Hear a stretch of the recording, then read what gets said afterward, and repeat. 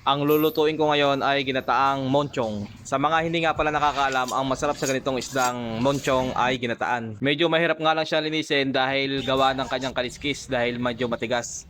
Ito yung klase ng isda na masayahin. Tingnan nyo naman. Lulutuin na lang siya at lahat. Nakangiti pa. Pipitas nga lang pala ako dito sa likod bahay ng tanlad. Pampawala na lansa. Ito yung pinakamabisa. 2 tangkay lang yung gagamitin ko dyan. At syempre yung pinakapuno lang yung kailangan. Hindi na kailangan yung kanyang dahon. At ito naman yung gagamitin natin sa kanya na panggisa at saka mga pansahog.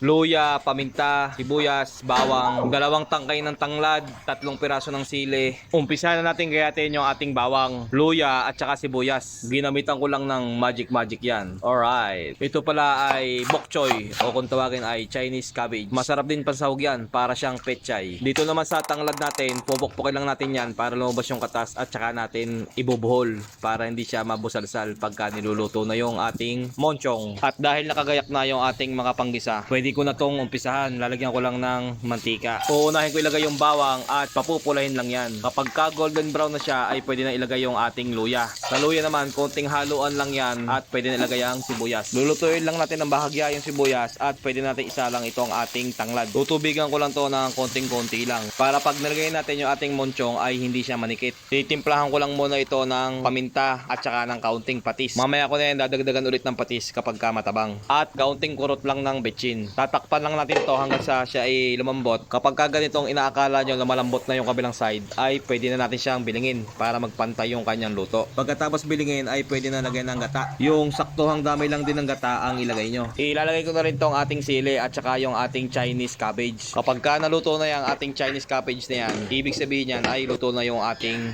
ginataang mochong. Ayan, tinikman ko na yan at medyo natatabakan pa ako sa kanya. Kaya dadagdagan ko pa siya ng patis. Ito yung sinasabi ko na di baling kulang, madaling magdagdag. Ayan, at luto na ang ating ginataang monchong. Sa laot nga pala ng Sambales namin nahuli yung klase ng isda na yan. Comment nyo naman sa ibaba kung ano pang luto ang pwedeng gawin dyan.